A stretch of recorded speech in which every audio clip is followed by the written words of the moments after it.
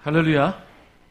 말씀으로 다시 한 걸음 더 나가기를 결단하며 전심으로 예배하는 우리 성도님들의 삶에 주님의 은혜가 가득하시기를 축복합니다.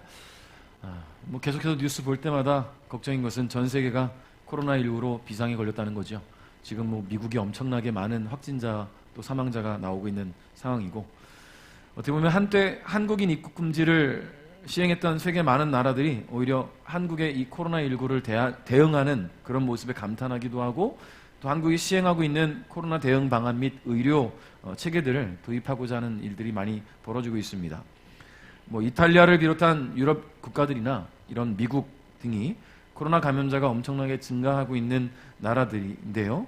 이 코로나 사태에도 불구하고 사재기 하나 없는 대한민국을 보면서 참 놀라워하지요.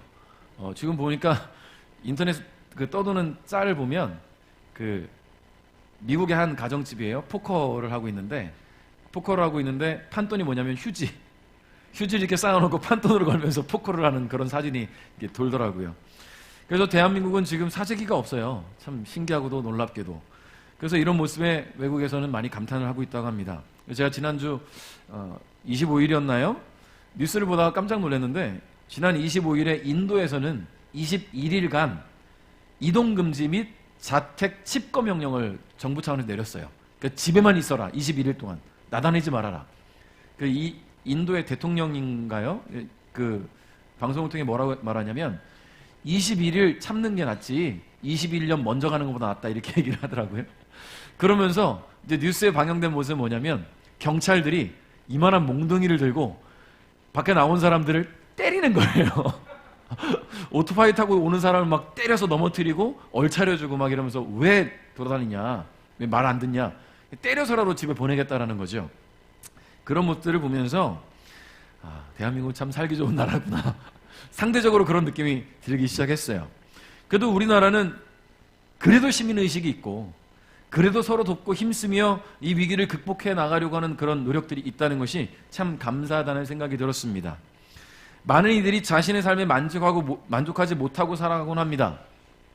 그러다가 자신보다 못한 이들을 만났을 때에 상대적으로 기쁨을 느끼고 상대적으로 만족감을 느끼는 경우들이 있지요. 어떻게 보면 대한민국이 지금 그런 상황인 것 같습니다. 이번 코로나 사태를 통해서 위기를 대하는 정부나 우리 국민들의 그 시민의식들이 다시 한번 우리에게 주어진 삶에 만족감을 느끼게 하는 그런 모습이지 않나라는 생각이 듭니다.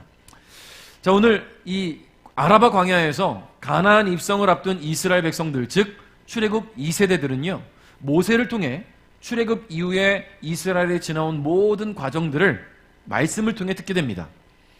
역사는 미래를 비추는 거울이라고 하지요. 과거 이스라엘 백성들의 모습과 그들의 삶에 함께 하셨던 하나님의 일하심에 대한 이야기는 현재를 살아가며 미래를 준비하는 다음 세대에게는 매우 중요한 요소가 되는 것입니다.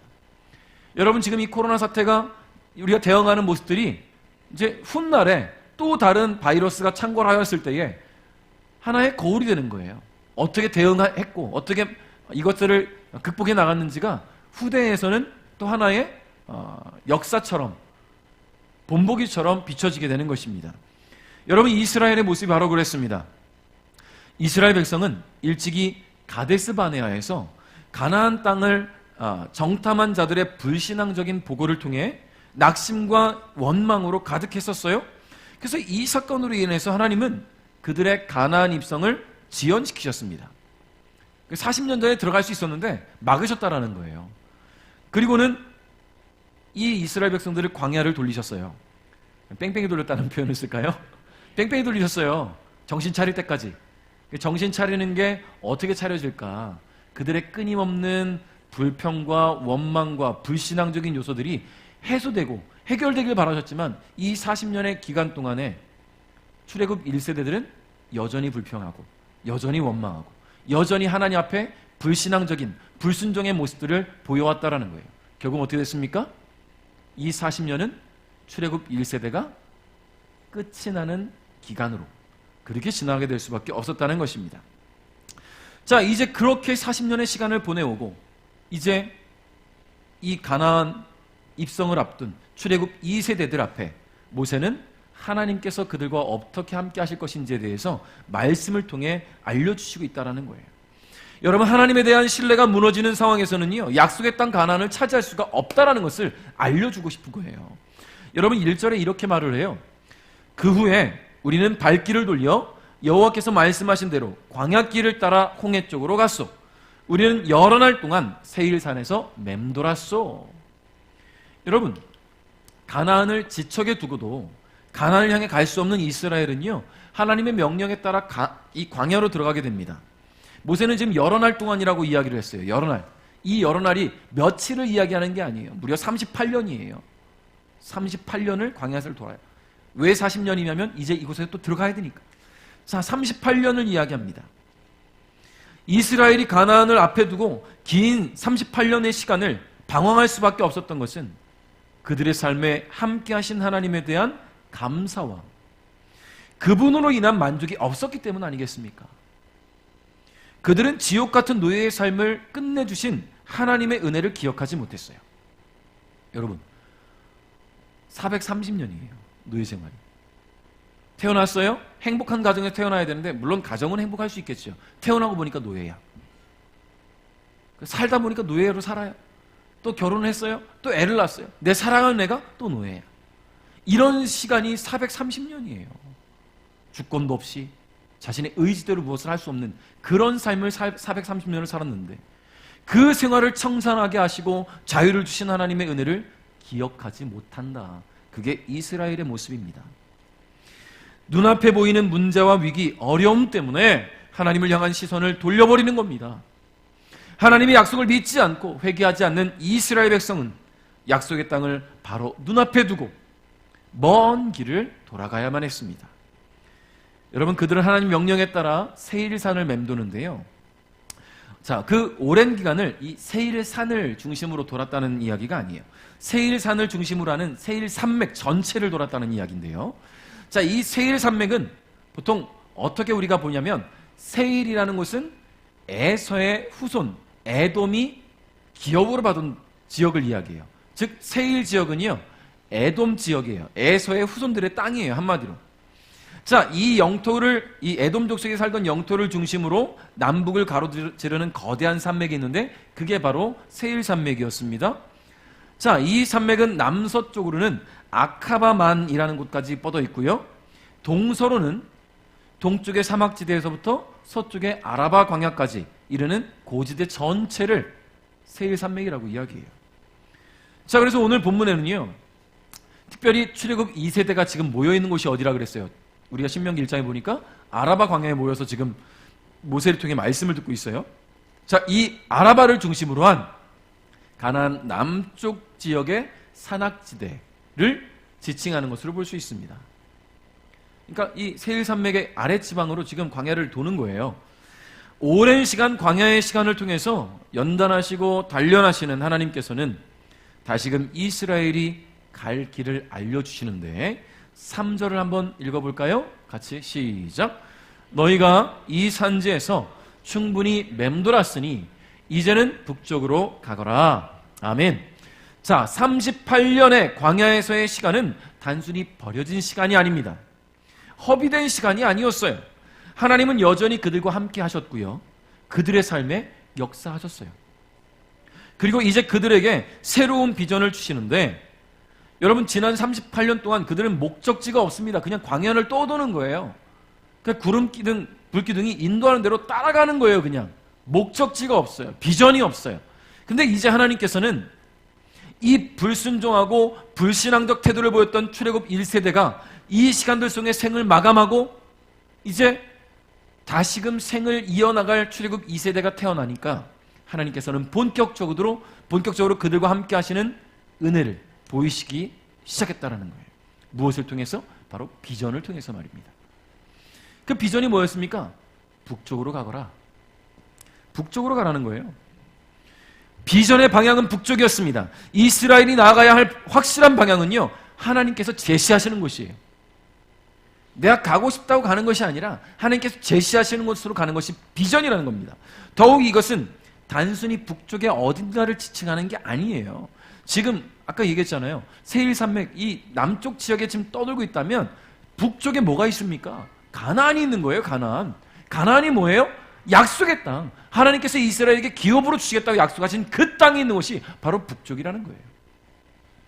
다시 말해서 하나님은 이 38년의 연단의 과정을 통해서 이스라엘을 다시금 초기화시키시고 이제 그들의 신앙과 그들의 믿음과 그들의 신뢰를 통해 약속의 땅 가나안으로 진격시키시겠다는 이야기입니다.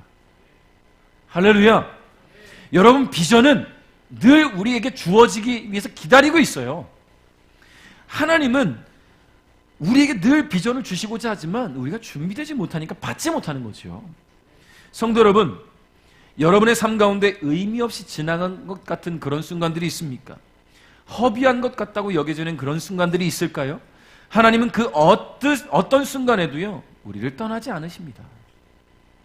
의미 없이 지나가는 것만 같은 순간들조차도, 나 홀로 외로이 있는 것 같다는 그런 순간조차도, 절망과 낙심과 좌절의 순간들조차도 하나님은 함께하고 계시다는 사실을 여러분 기억하시기 바랍니다. 그리고 다시 비전을 제시하실 그날을 기다리고 계시는 거예요. 언제 다시 비전을 주시느냐? 우리가 준비가 될 때에.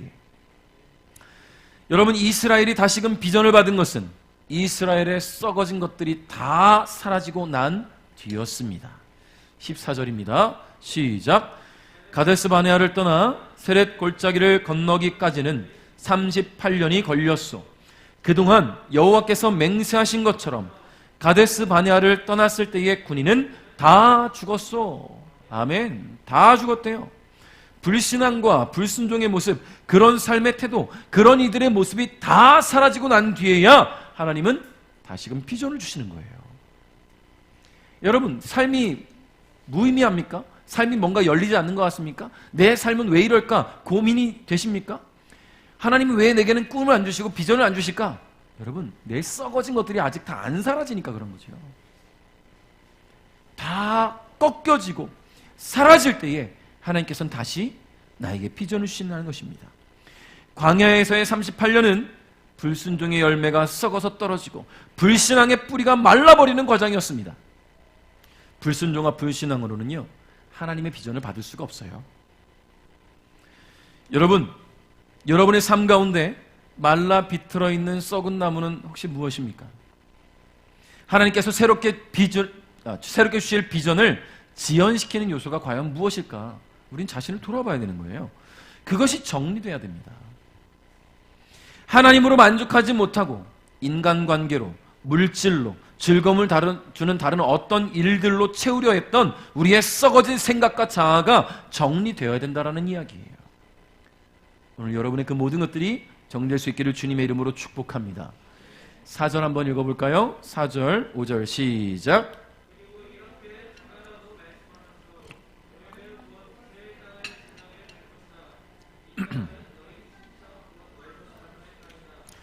그들은 너희를 두려워할 것이다.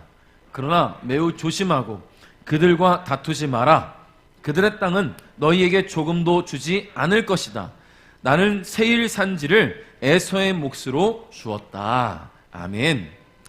자, 이스라엘이 하나님의 명을 받고 가나안을 향해 주어지는 길에는요, 지나쳐야 하는 곳이 있었습니다. 지나쳐야 하는 곳. 그곳이 어디였냐면 바로 세일 땅이에요. 세일 땅을 지나가야 가나안으로 진격하는데, 세일 땅은 아까 뭐라고 했어요? 에서의 자손의 땅, 에서에게 준 땅이니까 그 자손들이 대대로 그 땅에 거하면서 살아가는 거예요. 에서는 이스라엘의 조상인 야곱의 형제였습니다. 다시 말해 세일 땅에 거주하고 있는 에서의 자손은 지금 이스라엘의 친척벌인 거예요. 친척. 하나님께서는요, 이스라엘이 친족들과 다투지 않기를 원하셨습니다. 에서의 자손들이 거하는 그 세일 땅뿐만 아니라 그 이후에 이제 뒤에 설명하지만 모압 자손들이 거주하고 있는 아르 땅과 암몬 자손들이 거주하고 있는 땅에 대해서도 동일한 명령을 주세요. 9절과 19절인데요. 제가 읽어드릴게요. 여호와께서 나에게 말씀하셨소. 모압 백성을 괴롭히지 마라. 그들과 다투지 마라. 그들의 땅은 너희에게 조금도 주지 않을 것이다. 내가 루스의 자손에게 아르 땅을 주었다. 19절에 너는 암몬 백성이 사는 곳에 이를 때에 그들을 괴롭히지 마라. 그들과 다투지 마라. 그들의 땅은 너에게 주지 않을 것이다. 그 땅은 내가 롯의 자손에게 준 땅이다. 아멘. 할렐루야. 여러분, 모압과 암몬은 어떻게 되는 사람들이에요? 아브라함의 조카 롯의 후손이에요. 여기도 먼 친척벌이라는 거죠, 한마디로. 하나님은 하나님을 향한 믿음을 잃어버린 이 에서의 후손과 롯의 후손들에게 주신 땅에 대해서 탐내지 않기를 원하셨습니다. 그것이 하나님께서 그들을 향해 베푸시는 최소한의 배려이자 은혜였다라는 거예요. 에서의 후손들과 롯의 후손들에게 베푸시는 최소한의 배려와 최소한의 은혜. 여러분, 에돔과 모압, 암몬 족속이 거하는 땅은요, 호리족과 르바임 족속들을 물리치고 차지한 땅이에요. 하나님께서 그 땅들을 에돔과 모압과 암몬에게 기업으로 주셨고 하나님께서 허락하신 땅이었기 때문에 그 누구도, 즉 이스라엘이라 할지라도 그 땅을 함부로 취할 수 없다고 말씀하고 계시는 거예요. 이스라엘, 너희들일지라도 그 땅은 내가 에돔과 모압과 암몬에게 허락한 땅이니 너희들이 원한다고 차지할 수 있는 땅이 아니다 라고 말씀하시는 거예요. 여러분, 결국 무슨 말입니까? 모든 기업은 하나님께서 허락하셔야만 취할 수 있는 거예요.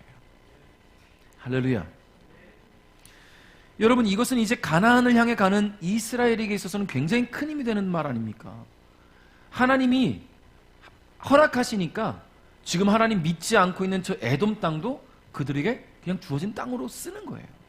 이스라엘조차도 갖지 못하는 땅이 됐다라 한다면, 야, 그럼 우리에게 주시겠다고 하는 그 가나안 땅, 하나님 분명 우리에게 주시겠구나. 그 땅은 결국 우리께 되겠구나.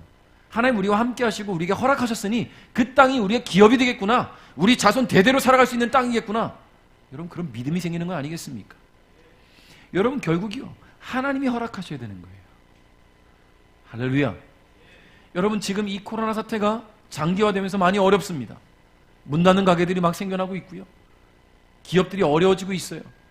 여러분, 지금 이 우리 교회가 있는 이 라인에 이 코너에 카페도 있었고 그 옆에 치킨집이 있었는데 다 지금 문 닫았어요.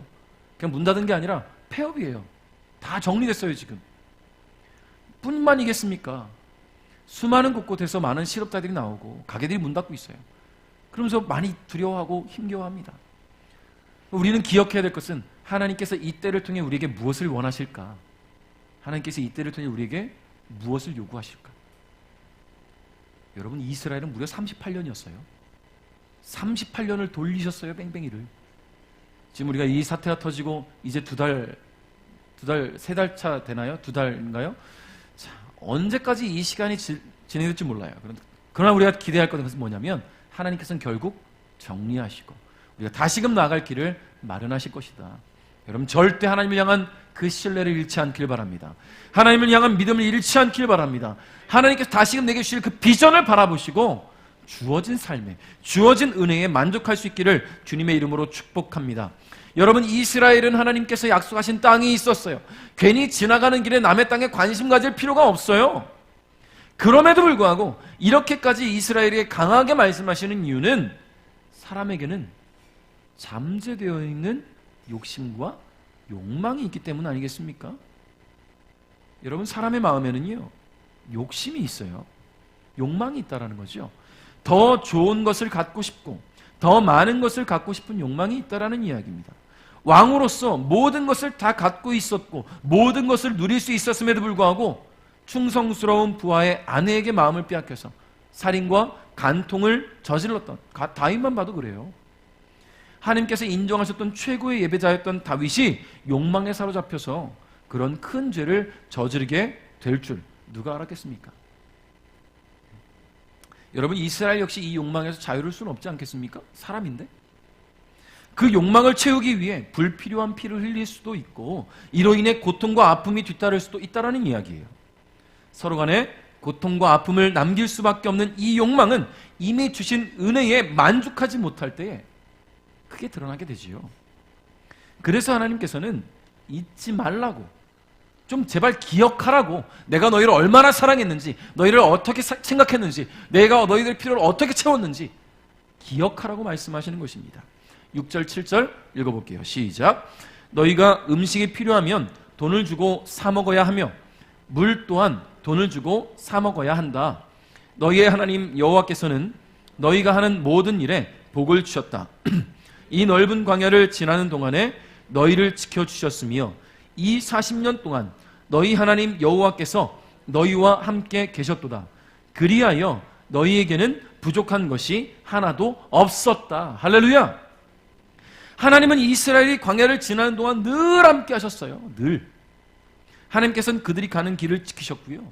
먹을 것이 없어 부르짖을 때는 만나를 주셨고, 만나가 질려가지고 고기 좀 주세요 그럼 메추라기를 보내주셨습니다.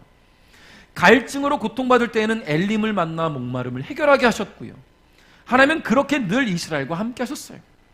여러분, 하나님이 함께 하신다는 것은 너무나 큰 의미가 있습니다. 7절 하반절에 이렇게 얘기하잖아요. 너희에게는 부족한 것이 하나도 없었다. 하나도 없었다. 내가 다 채워줬다. 하나님께서 함께 하신다는 것은 바로 이런 의미예요. 내가 채워줄 것이다. 여러분, 하나님은 온 만물의 주관자이시며 그분이 이스라엘과 함께 하심으로 이스라엘의 모든 필요가 채워졌기 때문에 이보다 더 강력한 백이 있겠습니까? 더 든든한 후원자가 어디 있겠어요? 이스라엘은 그런 하나님께서 함께 하신 은혜와 베푸신 사랑에 만족할 줄 알아야 된다는 것입니다. 만족할 줄 아는 사람이 감사할 줄 압니다.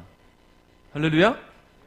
감사할 줄 아는 사람에게 더 큰 은혜가 주어진다는 것을 잊지 마십시오. 하나님은 그렇게 우리의 삶을 채워가시는 분이라는 것을 잊지 않기를 바랍니다. 말씀을 맺으면서 제가 좀 긴 글인데 하나 읽어드리려고 해요. 20세기 최고의 에세이로 평가받고 있는 헬렌 켈러의 3일 동안만 본다면 이라는 글에 기록되어 있는 내용인데요.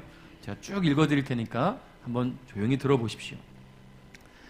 만약 내가 이 세상을 사는 동안에 유일한 소망이 있다고 한다면 그것은 죽기 전에 꼭 3일 동안만 눈을 뜨고 보는 것이다. 만약 내가 눈을 뜨고 볼 수 있다면 나는 나의 눈을 뜨는 그 첫 순간 나를 이만큼 가르쳐주고 교육을 시켜준 나의 선생님 설리반을 찾아가겠다. 지금까지 그녀의 특징과 얼굴 모습을 내 손끝으로 만져서 알던 그 인자한 모습, 그리고 선생님의 아리따운 몸가짐을 몇 시간이라도 물끄러미 보면서 그 모습을 나의 마음속 깊이 간직해 두겠다. 다음에 나의 친구들을 찾아가 그들의 모습과 웃음을 기억하고 그 다음엔 들로 산으로 나가 산보를 하겠다. 바람에 나풀거리는 아름다운 나무 잎사귀들, 들에 피어있는 예쁜 꽃들과 풀들, 그리고 저녁이 되면 석양에 빛나는 아름다운 노을을 보겠다. 둘째 날 이른 새벽에는 먼 동이 트는 웅장한 장면을 보고 아침에는 메트로폴리탄에 있는 박물관, 오후에는 미술관, 그리고 저녁에는 보석 같은 밤하늘의 별들을 보면서 하루를 보내겠다. 마지막 셋째 날에는 일찍 큰 길가에 나가 출근하는 사람들의 얼굴 표정을 바라보고 아침에는 오페라 하우스, 오후에는 영화관에 가서 영화를 감상하고 그러다 어느덧 저녁이 되면 나는 건물의 숲을 이루고 있는 도시 한복판으로 나와서 네온 사인이 반짝거리는 거리, 쇼윈도 위에 진열되어 있는 아름다운 상품들을 보겠다. 그리고 집에 돌아와 내가 눈을 감아야 할 마지막 순간에 나는 이 3일 동안만이라도 볼 수 있게 해주신 나의 하나님께 감사하겠다. 소름 끼치지 않아요? 지금 소름이 막 끼쳐요. 어떻게 이런 고백을 할 수 있을까? 평생을 태어나면서부터 장애를 갖고 태어나서 볼 수도 없고 말할 수도 없고 들을 수도 없고. 여러분 보세요. 눈이 안 보이면 귀라도 듣고 말이라도 하면 좋은데 말도 못하고 듣지도 못해요. 그가 느낄 수 있는 감각은 오로지 촉각밖에 없었잖아요. 그렇게 평생을 살아온 사람이 이런 고백을 남깁니다. 3일만 보고도 그 3일 동안 볼 수 있게 하신 하나님께 감사하겠다라는 고백.